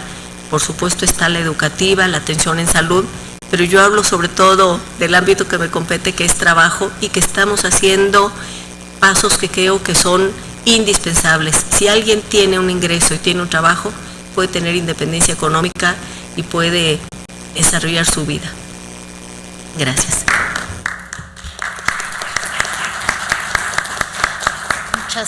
Muchas gracias. Y bueno, para concluir con esta ronda de las preguntas, sería el sonido en el escaño número 21, si es tan amable, y tendríamos uno más después en el escaño número 36. Adelante, Sí, muchas gracias. Bueno, soy la maestra Rosy del Valle, de Zacatecas. Me tocó participar, tuve la suerte de participar en el proyecto, en la parte técnica. Entonces, nada más quería agregar algunas cosas, bueno, que para mí son importantes por algunas de las intervenciones de ahora, que es el trabajo, aparte de llevar, bueno, de que se realizaron 1,800 encuestas, también tuvo un componente muy importante que fue a la aplicación también de entrevistas e informante clave, que eso nos dio la oportunidad de tener un panorama más amplio de la gente que estaba de alguna manera involucrada y trabajando de manera directa o contribuyendo de alguna manera con los migrantes y con las familias de estos migrantes.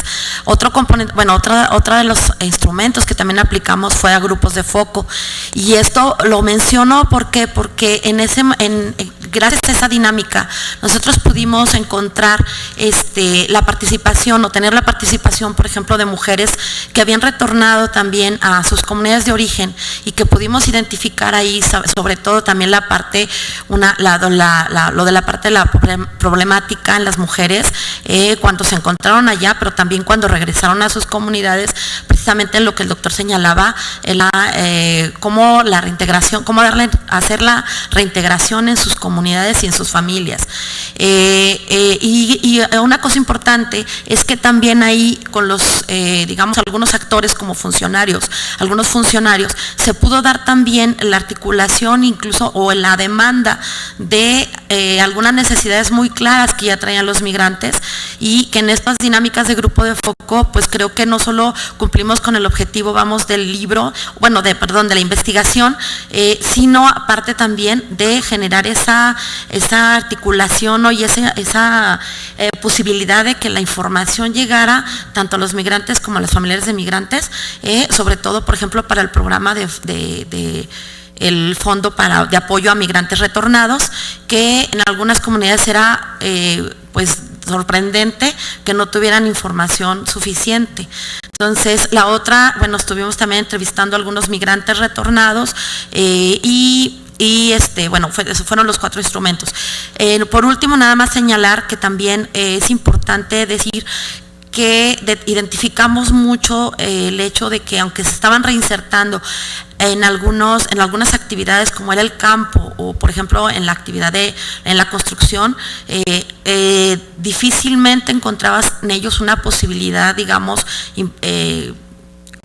para trabajar en sus propias comunidades, por lo que se fue dando también mucha migración interna. Entonces, muchos de estos migrantes han tenido que estarse desplazando a otras ciudades y pues también esto representa aún más un problema fuerte, ¿no?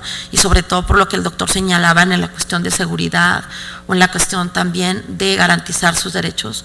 Entonces, bueno, esto es algo de lo que, bueno, quise agregar porque en sí la investigación fue bastante amplia y abarcó diferentes ámbitos en la que nosotros pudimos encontrar, digamos, respuesta a muchas de estas cosas que ya se plantearon en este momento. Bueno, eso es todo. Gracias.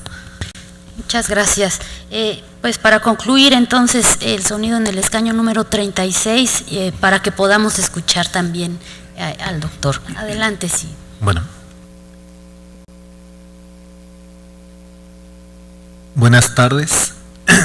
Primero que nada, felicitar desde luego el esfuerzo que hace el doctor junto con las organizaciones alrededor para poder plasmar un poco la realidad que los migrantes en su retorno al país viven.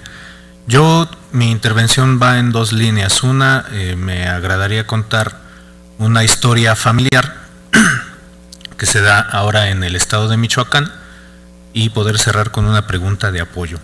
La historia va con base en familiares que tengo que radicaron en Estados Unidos, exactamente en Texas, durante aproximadamente 20 o 25 años, a partir de los años 70, e incluso ellos tuvieron una hija que es nacida en los Estados Unidos.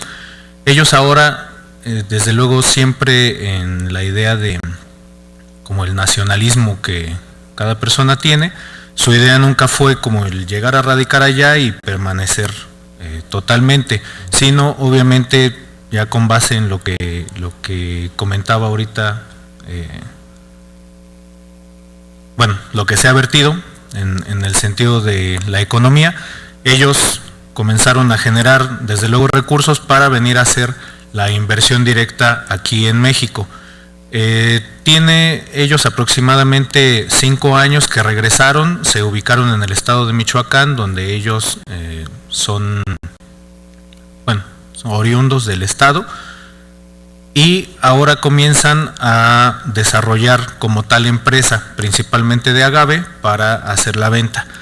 Desde luego, las condiciones que ellos encontraron acá en el ámbito laboral no fueron las ideales y tuvieron que ellos hacer la inversión directa de la acumulación que habían hecho en los Estados Unidos.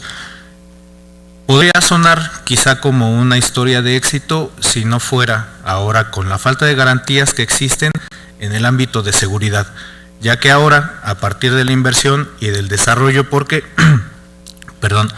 aparte de que ellos hacen esta inversión, pues desde luego emplean a gente de la comunidad o de las comunidades aledañas para poder desarrollar como tal la empresa. Entonces ahora, ante este desarrollo, pues ahora lo que sufren ellos es hostigamiento por parte del crimen organizado y desde luego ahora lo que a ellos les está generando pues es la intención de vender de nueva cuenta las tierras, de poder hacer como el traspaso ya como tal de la empresa y regresarse a los Estados Unidos porque desde luego ya ahora se atenta contra su vida. Entonces, ante esta historia, más bien quisiera hacer como una pregunta. En el estado de Michoacán, donde se hizo el trabajo y que desde luego existen organizaciones así como en otros estados, mis familiares, ¿hacia dónde, con quién podrían recurrir? Desde luego bajo el miedo de que los cuerpos de seguridad que dependen del estado, pues también basado en algunos casos, están coludidos incluso con el crimen, con el mismo crimen organizado. Entonces para ellos no es opción, lo que han recurrido es a hacer, donde al parecer es como un círculo muy vicioso. Existen cuerpos que se autodenominan de protección hacia los empresarios, pero que finalmente terminan siendo parte de otro crimen organizado. Entonces, ¿cuál podría ser ahí la solución? ¿Hacia dónde podrían ellos acercarse para poder tener ahí un poco de cobijo, ¿no? Finalmente. Gracias. Muy bien, pues agradecemos sus preguntas y le pedimos al doctor Rodolfo García. Intentaré contestar en una sola ronda porque tenemos problemas de tiempo. Tomo la última pregunta. La reunión en la que participaron ayer los 3 precandidatos del partido oficial en Miami se llamaba Reunión Alianza para la Prosperidad y la Seguridad. El tema es que en México durante 35 años no hemos tenido ni prosperidad y seguridad. Entonces cuando el compañero me pregunta qué hacer con sus familiares que invirtieron sus ahorros de manera imprudente porque no hubo quien les informara de un buen estudio de mercado y que no se preguntaron lo suficiente de cuál era la realidad que estaba en el estado de Michoacán, hoy no es fácil una salida porque es lo que está presente en toda la actividad productiva en el país. Lo ve uno en Sonora, lo ve en Coahuila, lo ve en Durango, lo ve en Nuevo León, lo ve en Guerrero, lo ve en Chiapas, lo vimos ayer en Cancún. Entonces ese es el drama del país y el drama de las instituciones. Entonces rápidamente esto nos lleva al famoso triángulo. ¿Cuál es la relación Estado, sociedad civil y mercado? ¿Cuál es la capacidad institucional? Y da la impresión de que hay un proceso de deterioro enorme de todas las instituciones. Y por lo que se planteaba el día de ayer en el evento donde estaba la maestra Ifigenia, parece que tendrá que venir de la sociedad civil la única salida para reconstruir el proyecto de México con una nación que dé oportunidades a todos los mexicanos. Al final, con gusto, cuando termine el evento, te puedo pasar la experiencia de un proyecto fallido con migrantes que se llama Proyecto Cascán en Zacatecas, donde invirtieron todos sus ahorros, todos los apoyos federales y no han podido producir un litro de mezcal. Y nos tocó participar en un proyecto hace 15 años que sin tener una fábrica de mezcal, produjimos 1000 litros de mezcal. Bueno, esto le hacen todos los que producen alcoholes, producen supuestos coñacs, pero eso te lo comento después. Primera intervención, yo estoy totalmente de acuerdo que cuando hablamos de políticas migratorias es fundamental que los migrantes sean los actores fundamentales. Y es esto siempre lo está planteando tanto Efraín Jiménez como José Luis Gutiérrez. No puede haber caldo de pollo sin pollo. Es una metáfora de Efraín. Y en ese sentido yo creo que CEDEREC es una experiencia muy importante en el tema de derechos humanos, en el tema de ciudadanía y en el tema de apoyo a todas las personas que transitan por la Ciudad de México. Y tomo las dos propuestas de la compañera Amalia. La primera es de tipo macroeconómico. Tenemos 35 años en que ni el empleo ni el ingreso es prioritario. Hoy Coneval nos dice que en 22 años el ingreso promedio de la familia mexicana es de 3,500 pesos. Solamente ha crecido 178 pesos. Y en ese escenario, con una diferencia salarial de 1 a 8, quien ha emigrado o tiene familiar dice, me arriesgo. Aunque vaya de por medio la vida, yo me arriesgo a irme nuevamente para el norte.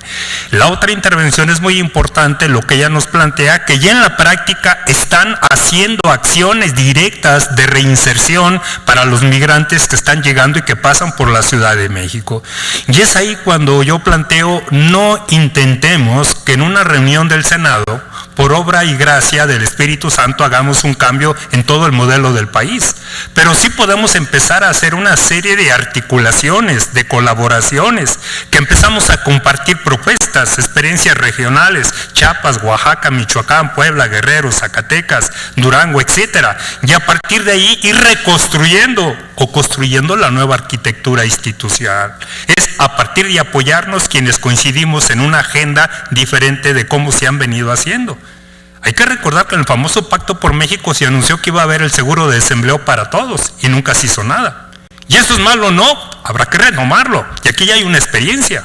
¿Y por qué no se ha generalizado? Entonces yo creo que estos insumos son muy importantes en la experiencia de la Ciudad de México como líder de generador de nuevas políticas sociales, políticas de derechos humanos y políticas de ciudadanía. ¿Por qué Michoacán y Zacatecas, que son estados migrantes, con migrantes al frente de las oficinas para ese sector, no es prioritario? Porque no es prioritario en la agenda pública, no es prioritario en los partidos que están allí, pero tendremos que seguir presionando para que esto se haga. El tema de, efectivamente, el modelo es implacable. ¿De qué sirve que en las Naciones Unidas el pasado mes de septiembre dijeran que las migraciones deben ser ordenadas, seguras y regulares, cuando el modelo económico beneficia a que la migración sea indocumentada porque es la más barata? Y eso se convierte en un buen discurso que ayer mismo se planteó en Miami. Estábamos a favor de las migraciones regulares, seguras y ordenadas. Sí, pero la precarización y la lógica del sistema obliga a la expulsión forzada de la población. ¿Cómo emigran y cómo retornan las mujeres? Cualitativamente diferente. Efectivamente, la migración es mucho más violenta, mucho más frágil, con muchos más riesgos las que pasan las mujeres.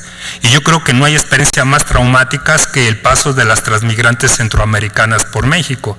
¿Y cómo retornan? Totalmente diferente. Y como tendencia, las mujeres prefieren no retornar. Y claro, no quieren retornar a los roles tradicionales de madre sumisa, sobreexplotada con un montón de responsabilidades que atentan contra sus propios derechos. Y eso nos abre toda una línea muy importante. ¿Qué pasa cuando migra la madre? Yo recuerdo Martha Rice, una investigadora de Georgia University, una frase contundente: cuando la mujer emigra, la comunidad se muere. Pero luego una colega de la Universidad de Puebla, Gloria Marroni, dice, pero aparecen las abuelas como segundas madres. Pero esas segundas madres están casadas, están envejecidas. Y entonces viene el surgimiento de niños sin la maternidad y sin la paternidad. Otra línea de investigación. Pero yo asumo que debe ser una línea que incluso ya hay compañeras en Partin Mumi que la están trabajando. El compañero de Hidalgo, me tocó participar en la asesoría de algunas tesis del ITAM sobre el tema de migración internacional y proyectos de balnearios, que en una época fue la moda de los proyectos 3x1 en Hidalgo. Y ahora tenemos un tesista en estudios del desarrollo de la Universidad de Zacatecas de Hidalgo, que su tema son proyectos de migrantes indígenas de Hidalgo. Entonces conocemos un poquito de allí y podemos platicar. Nosotros somos un grupo de investigadores, somos 15 en el doctorado en estudios del Desarrollo. Pero este libro fue posible por las redes sociales con todos los amigos que conocemos del colectivo Migraciones para las Américas, compa. Y a partir de ahí es que hemos estado aprendiendo y es que nos estamos apoyando y es posible que podamos seguir avanzando porque podemos aprender un poquito más y podemos trabajar mejor estando unificados. Y en Puebla, nuestra contraparte es Iniciativa Ciudadana Puebla, en la región donde ellos están trabajando permanentemente, y tenemos dos organizaciones que también colaboramos con ellos, la Universidad Autónoma de Puebla y la Ibero Puebla. Entonces pueden ser nuestra contraparte ahí. Y lo del campo, yo sostengo que efectivamente en el campo está el 50% de las soluciones de nuestro país. No hay ningún sector que tenga mayor capacidad del efecto multiplicador del empleo. Y no se nos olvide que el año pasado importamos alimentos por 30,000 millones de dólares, mucho más de lo que llegaron por remesas. Pero eso implica enfrentarnos a una férrea política de importación de alimentos que hoy está muy influenciada por las grandes transnacionales.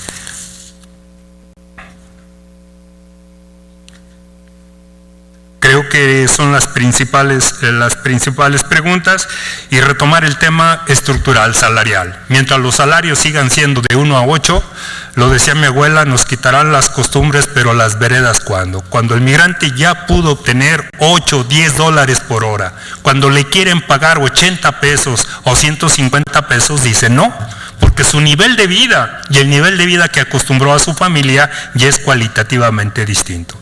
Finalmente, invitarlos a que accedan al libro. Hoy traemos una promoción de compartirlo gratuitamente hasta donde alcance, que ojalá lo lean, que sea un insumo, que recibamos posteriormente sus sugerencias, sus comentarios, y reitero nuestro agradecimiento de todo el equipo de la Universidad de Zacatecas y colaboradores, a la senadora Dolores Padierna, a la maestra Frida y a la compañera que nos ha estado apoyando, Chanedi, con toda la logística para hacer este evento. Muchas gracias a todos ustedes.